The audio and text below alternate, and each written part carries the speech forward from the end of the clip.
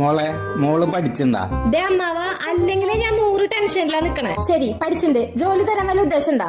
മോളെ, ബസ് സ്റ്റാൻഡിൽ ഒരുത്തൻ കയ്യിൽ 1000 തരുമോ, തിരിച്ചവൻ ഗൂഗിൾ പേ അയക്കാന്ന് പറഞ്ഞ് പൈസ ചോദിച്ചു. കാണാൻ ഡീസന്റ് ആണല്ലോ എന്ന് വിചാരിച്ച് ഞാൻ അവന്റെ കയ്യിൽ 1000 കൊടുത്തു. അവൻ തിരിച്ച് ഗൂഗിൾ പേയും ചെയ്തു. പക്ഷെ അക്കൗണ്ടിൽ ഇതുവരെ പൈസ കയറിയിട്ടില്ല. അതെന്താ മോളെ പൈസ കയറാത്തെ? ശരി, ഫോൺ താ, ഞാൻ നോക്കട്ടെ.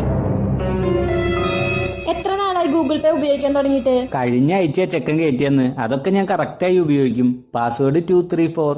പാസ്വേഡ് ഒക്കെ എന്തിനാ എന്നോട് പറയണേ? എന്നാ ഞാൻ വെറുതെ പറഞ്ഞ 234 അല്ല, 1234 പാസ്വേഡ്.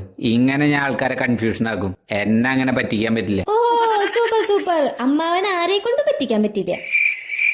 അല്ല, അതൊക്കെ ശരി. പൈസ എപ്പോ വരും? അമ്മാവന്റെ 2 റൗണ്ട് ഓടിയിട്ട് വാ. അപ്പൊ പൈസ കയറുവോ? മൊട്ട കേറും. എന്താ മോളെ ഇങ്ങനെയൊക്കെ പറയണേ? അവൻ ഗൂഗിൾ പേയിൽ പൈസ ഒന്നും അയച്ചിട്ടില്ല.